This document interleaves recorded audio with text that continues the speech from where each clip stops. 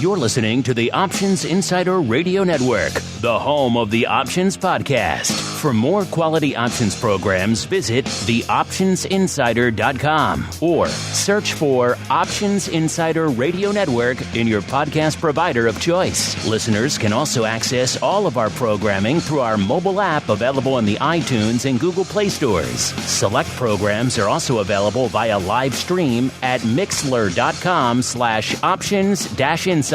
That's mixlr.com/options-insider. Don't forget to follow along with your favorite programs and submit your own questions for the hosts at twitter.com/options, stocktwits.com/options, facebook.com/the Options Insider, or via questions at theoptionsinsider.com. The Options Insider Radio Network is sponsored by Fidelity Investments. Fidelity's Option Trade Builder tool can help you confidently build an options trade in 3 simple steps. Just choose a strategy, select a contract, and then review the benefits and risks of the trade. Learn more about Option Trade Builder at fidelity.com/options. Options trading entails significant risk and is not appropriate for all investors. Certain complex option strategies carry additional risk. Before trading options, contact Fidelity Investments by calling 800-544-5115 to receive a copy of the characteristics and risks of standardized options. Fidelity Brokerage Services, LLC, member NYSE SIPC.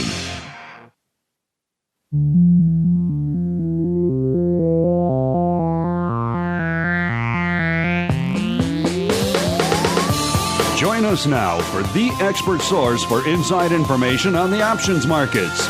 It's time for Options Insider Radio with your host, Mark Longo.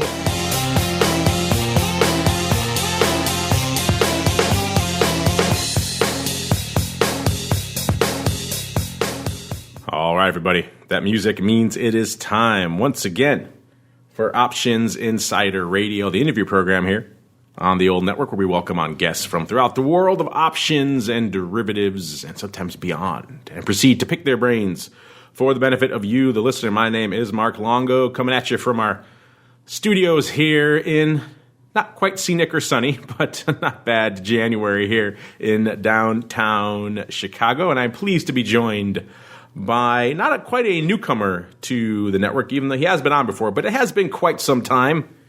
He is Alex Land, the head of business development for Americas and the global head of marketing over there for the Technancial company. Alex, welcome back to the Options Insider Radio Network. Good afternoon, Mark. It's a pleasure to be here. And Alex, as we want to do, usually with our first-timers, but it's been a couple of years for you, so I'll kind of lump you into a lapsed first-timer. How does that sound? Why don't you go ahead and give our newcomers here a bit of an overview of your background in the space and what it is that you guys actually do at Technancial? Yes, a little refresher. I've been in the industry many years, too many to mention. Originally, my background was in the commodity business, followed by helping found the life market back in '82. Oops, giving my age away. But most recently, I've been involved in technology of trading, and these days with Technancial, I'm very much involved in the technology of monitoring trading and generating alerts that will help both the trader manager, the trader, and the risk manager stay ahead of the challenges that trading markets can bring. And I like that. Nice and succinct. Well done, sir. And I know you guys have a variety of different products you guys offer. Give us a quick overview of your suite there. Yes. Our flagship is a product called Janus Risk Manager. The Risk Manager is really more a monitoring tool across any asset platform, any asset class that you want on any trading platform, by monitoring normalized transaction messages, everything from orders to trades.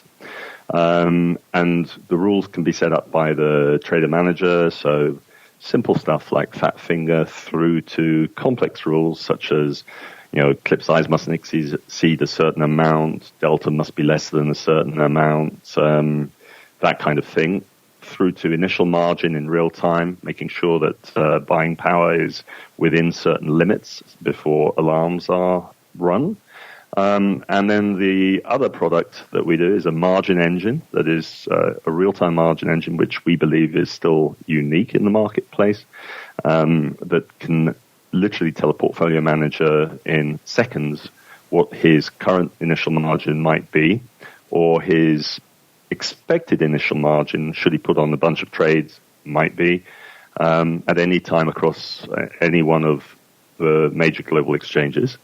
And then finally, our surveillance product, which is Janus Trade Surveillance, which is designed in principle to look for insider trading, front running, and that's mainly for the equity and equity derivatives markets. But we're starting to see a little bit of application interest in terms of market manipulation in the commodities markets as well. Well, you hit on all the key buzzwords of the space there. But I know the last time you were on, it's been a couple of years now, last time you were on, we talked a lot about your real-time margin and using a lot of different enhanced techniques like AI to do that, because as we all know in the derivative space, doing any sort of margin calculation is a complex thing. Being able to do it reliably in a real-time basis is something that's daunting for a lot of firms and for a lot of people, and certainly from a computational and hardware perspective, it's a very daunting prospect. So I know obviously you've had a couple of years to make some very interesting upgrades and improvements. What's new with your Janus and your real-time margin engine? What tweaks have you made that might interest our audience since the last time we chatted? We rolled out a new product that basically is a novel way of databasing real-time checks. So every parameter that's associated with a real-time check could be a market surveillance check where you're monitoring the position of the order in the book and any other orders that the account may be placing. So we're looking at the book, we're looking at the orders in play, we're looking at orders being generated and sent to the market, and we're storing all that data in a continuous database called Janus Behavioral Analytics, so that when an alert occurs, you can actually go back in time and have a look and see, is this account aware of his limits, which in some cases they are, and therefore is he using his limits to the maximum and staying just below a threshold? Is this dangerous behavior or is this safe behavior? So we're starting to see people who like the concept of being able to look back in time and see how they can tailor risk rules, and that includes margin utilization, to fit the behavior of the account. And so that particular product started to roll out. There are relatively few analytics at this point because we, of course, have also had to really dig deep into the big data field in order to be able to A, store this stuff in real time without interrupting our real-time flows, and then B, mine it in real time without stopping our applications or slowing our applications down so that we can examine what's going on a particular event. Meanwhile, we're still continuing to check 30, 40,000 events a second in some of our bigger clients. I think one of our biggest clients is processing over 100 million transactions a day through our system across 3 global centers. So it's quite an interesting business. It's changed a lot. What's really been challenging recently is we've seen massive increases in open orders. So we monitor those as well. And as we all know, every open order represents a risk. And I think that's beginning to surprise a lot of people on the FCM side, because those open orders were relatively invisible until they started seeing them in our system. And they're extremely aware of how those open orders can influence the markets should the markets suddenly move, as they have done recently, straight through levels that people don't expect them to move through. I'm sure the exchanges will be re-examining their pro-rata systems at some point soon when they realize that a sweep of the order book can give them some serious margin management challenges. It's funny, margin is never the sexiest of topics. It's never the one everyone leads with. But people, once they start trading, whether certainly on the professional side, but even growing on the active and high-end retail side as well, they're starting to realize it's a very important topic. It impacts them on a very, very meaningful way. Every time they see that options buying power there in their account, and they wonder, how is that calculated? That's when they start to realize the dark art, Alex, the voodoo that is margin. So you guys, I guess you can call yourselves the voodoo practitioners over there at Technancial. You're the guys who help keep that real-time margin train rolling along. So like I said, not the sexiest of things, but at the end of the day, it's extremely important to talk about. Absolutely. And what we try to do, we succeed in doing, is replicating the exchange's clearinghouse margin models so that we can present the initial margin calculation as it occurs, which means that you never have to go home at the end of the day not knowing what your margin requirement is. Whereas I think most clearing firms still rely on batch processes to generate the statements before they can inform their clients. And I know that they're not terribly satisfied with that, which is another reason why we're seeing an uptick in business. But the key element there is being able to then start to figure out the cost of doing business. As markets become more volatile, clearinghouses will start to change their margin parameters intraday. Those intraday changes should be reflected on every active trader's open positions so that the active trader can be aware of the fact that his risk is changing. Equally, as markets settle down, margins will be reduced because everybody wants to see more business, but not more business at the risk of losing more capital. I think the clearing firms and the clearing houses are absolutely right when they start to take a cautious view of margin risk. Well, you mentioned some event risk before. We are living through one right now, actually, just coming out of the heels of a big vote over there in Britain. I believe your old stomping grounds there, Alex. And, of course, that getting shot down. Bit of a rejection over there to Miss May and her crew. The market's clearly liking this. The market's rallying off this news here. But obviously, Alex, a lot of your clients are international and they trade across multiple markets, not just here in the U.S., but they'll trade in Frankfurt and in London and in Hong Kong and everywhere else around the world. So they're dealing with this flexible, fluid regulatory environment we're in right now. I know you, in particular, you guys at Technancial have been dealing a lot with the MIFID 2 and the fallout therein of having to help these firms negotiate that somewhat labyrinthine path between getting from A to Z over there from U.S. to Europe during MIFID 2. Walk us through what that's been like, of course, for your business. And now here we are. Are you getting a lot of maybe any panic phone calls? Or maybe if you guys did your job well, I guess not, now that we're here in this immediate fallout of this latest Brexit shocking vote. Well, frankly, I don't really care either way which way the Brexit vote went.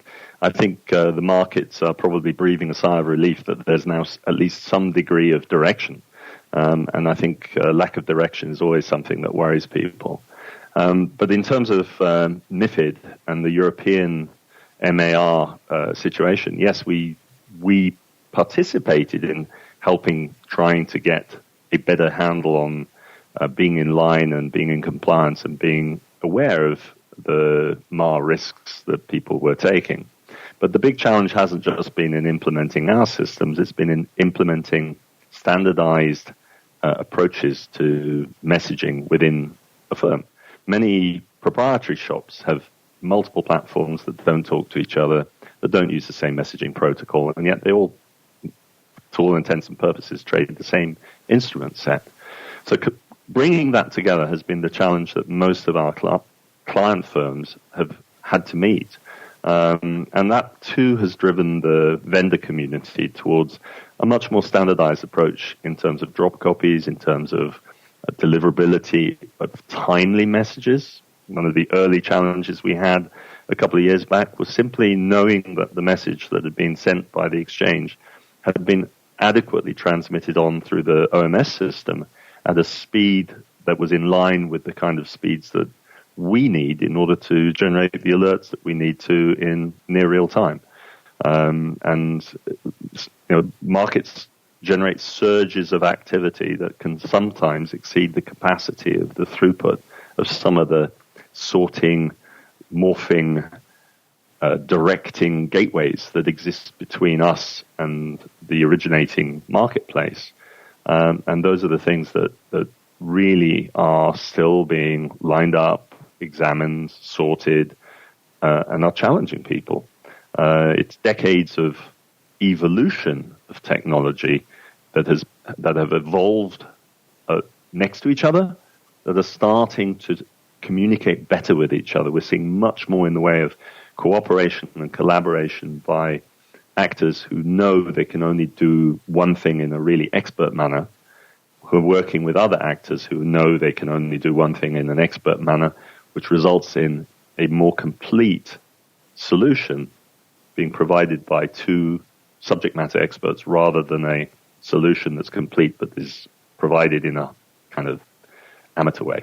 So I think the whole Brexit thing has moved us more in the direction of better technology, better understanding of the market structures that are our risks, better understanding of international communication challenges, because having systems that are global, traders who trade global markets, needing to be able to be managed in sync, has all of the challenges of physics thrown in as well.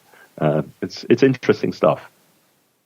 Speaking of challenging times and challenging environments, we're coming hot on the heels of a very challenging time in the marketplace. Of course, Q4 of 2018 was the period where we saw a dramatic return to vol throughout the entirety of 2018, particularly kicking off back in February, of course. But October 11th is the moment when the worm really turned for the broad equities. We saw equities start selling off. We saw vol exploding. We saw just a very dramatic and turbulent rest of the quarter as a result. Alex, I'm curious for you guys. One of the reasons I like talking to the vendors, quite frankly, as opposed to an exchange or a trading firm, because they usually have one view of their stable of products or the things that they're overseeing. But the vendors work kind of with everybody. So you have much more of a systemic view of what's going on out there in the industry, maybe than some of these individualized silo type companies. So I'm curious, what was Q4 and the explosion of volatility and the turbulence across not just equities, but a broad suite of markets? We saw movement in the ag, saw movement in energies, saw movement across, you name the product category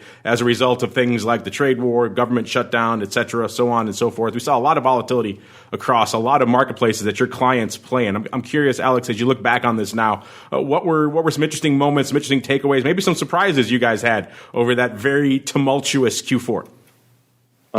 I'm very pleased to say that we had few surprises from a technology point of view, because for whatever reason, my Italian colleagues who do the engineering tend to over-engineer rather than under-engineer. So we've had, and again, I touch wood, an extremely good finish to the year in terms of performance and quality of what we deliver. But it also reflects well on the clients because their systems have improved exponentially too, because they've learned through the process of adapting that their systems have had to improve.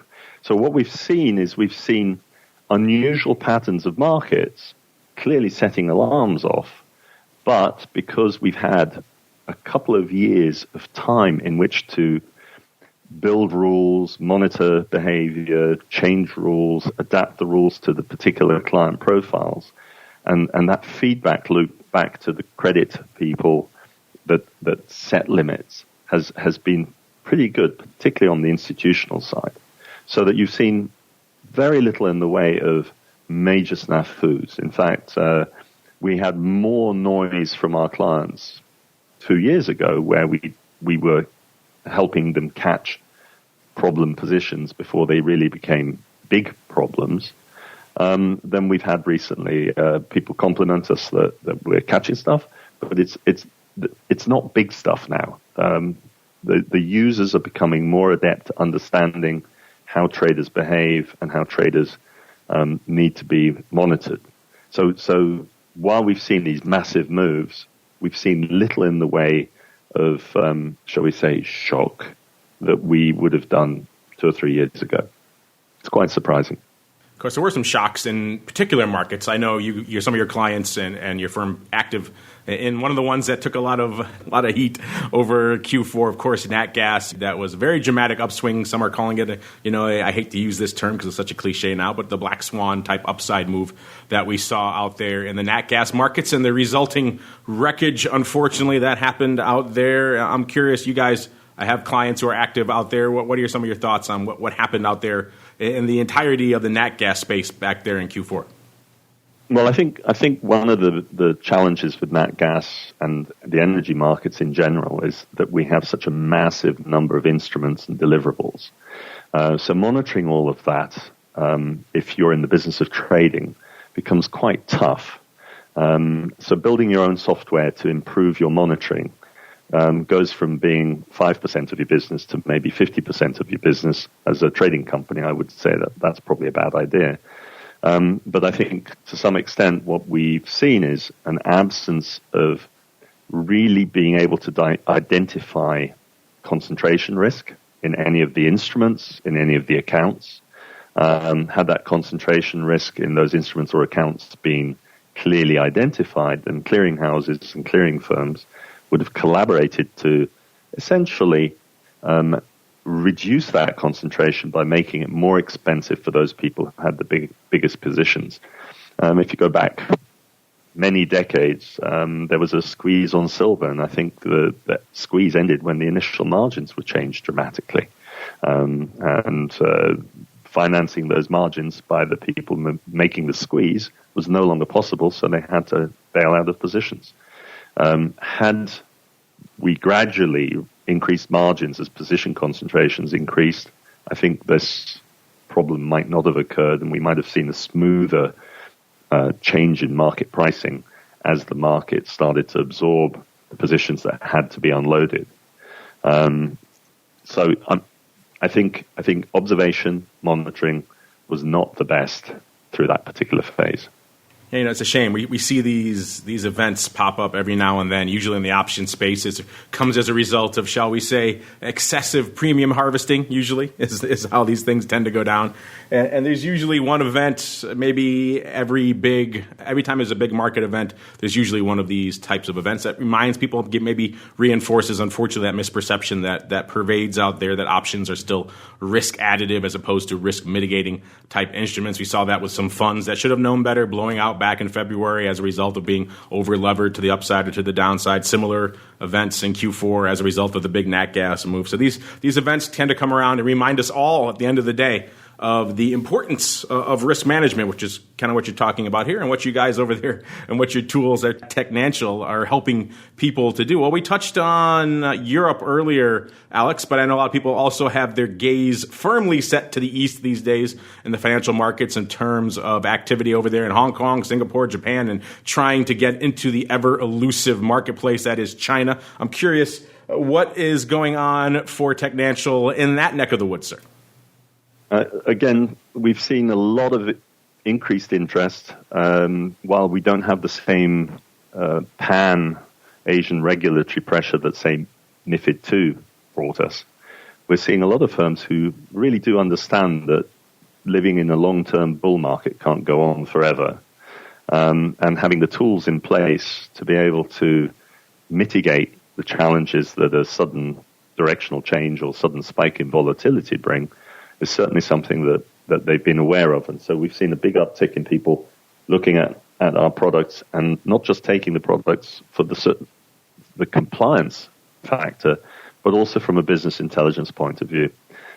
More firms on mainland China are starting to look around for mature monitoring tools that can give them the depth of information they need, the tailored approach to their business profiles that they have, be it retail or semi-pro or pro institutional type trading, and then being able to tailor the alerts to their own geographic needs, geographic concerns, as well as tailoring the alerts to a more global view as less and less positions are traded in isolation. More and more are traded across multiple borders, multiple venues.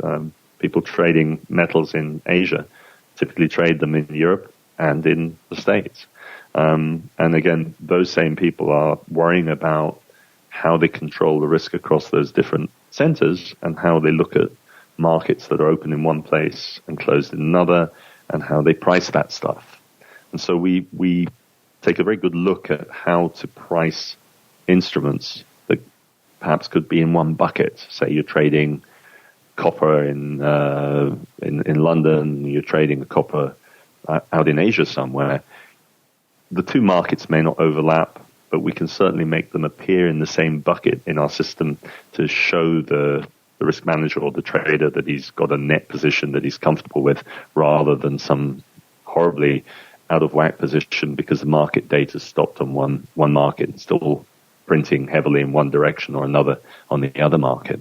Well, Alex, you mentioned retail. We obviously have a lot of those floating around in our audience, as well as the institutional and the asset managers and the advisors, just about everybody else in the space these days. So whenever I bring on a vendor like you, I'm always curious, because that is a growing area of the space. They're growing in sophistication, they're growing in education, they're growing in account size. So they're becoming a much more attractive audience for a lot of the vendors in the space. So I'm curious for you guys at Technancial, do you have something right now that could maybe be a scaled down version of some of these institutional products that you're starting to maybe offer on the retail side? Is that maybe in the plans for the future? Or maybe do you have products right now that are out there that are maybe being white labeled that the retail is using and they don't even know it?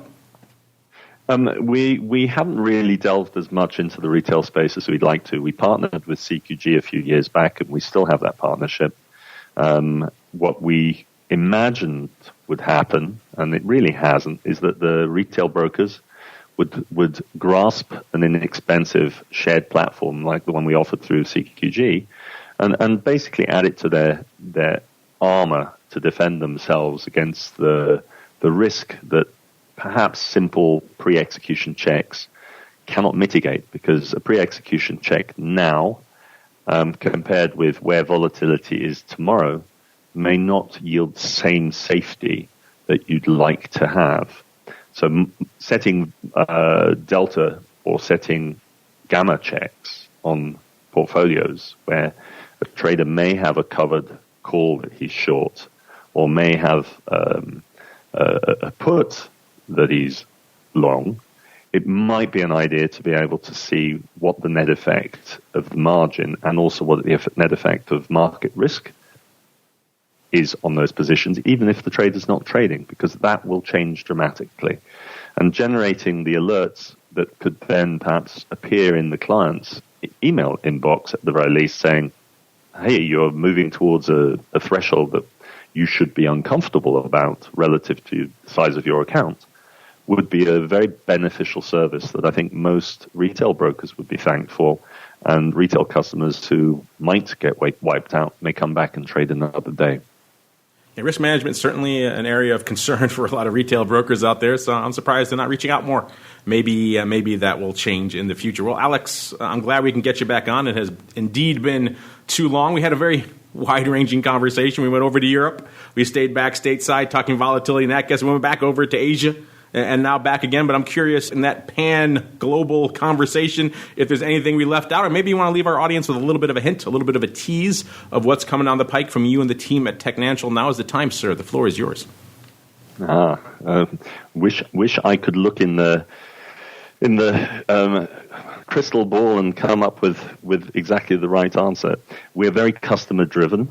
We're looking more and more at continued increase in performance, because one of the things that continues to astound us is the way that the average transaction size continues to drop, and yet the overall number of transactions continues to rocket through the roof. So although market volumes don't appear to be growing, trades appear to be shrinking in size, which means the number of things you're having to look at and monitor is getting bigger. We are digging into the whole concept of machine learning and AI still. We think that generating the right automation around that is going to be extremely hard. Real-world experience has to drive that, and we're busy collecting data. So as soon as we have better data, and I think everybody's in the same position, we will start to see how we would implement that in AI terms or machine learning terms. As it is today, we are busy slicing and dicing data in real time in memory, and the massive amounts of memory that we're starting to use for some of our customer installations is quite mind-boggling. So it's an interesting space. Are we going to turn the world upside down? No. But I also think we may bring voice closer to what we see in the electronic markets, because I think a lot of voice activity is also a good way of indicating future trading activity. And I think a lot of brokerage firms and trading firms are starting to look at deal negotiation, indications of interest, and bringing that into the flow of data as well, which will help them with pricing and stabilization and monitoring overall market moves, I think, much more efficiently. Well, Alex, I'm glad we can get you on. We'll have to check back sooner than 2 years or so to see how all of these developments, all these new products, all these new initiatives are unfolding in the marketplace, sir. Thank you very much. I've thoroughly enjoyed the chat. And thank you, everyone, for tuning in, and we'll see you next time for more episodes of Options Insider Radio. The Options Insider Radio Network is sponsored by Fidelity Investments. Fidelity's Option Trade Builder tool can help you confidently build an options trade in 3 simple steps. Just choose a strategy, select a contract, and then review the benefits and risks of the trade. Learn more about Option Trade Builder at fidelity.com/options. Options trading entails significant risk and is not appropriate for all investors. Certain complex option strategies carry additional risk. Before trading options, contact Fidelity Investments by calling 800-544-5115 to receive a copy of the characteristics and risks of standardized options. Fidelity Brokerage Services, LLC, member NYSE SIPC.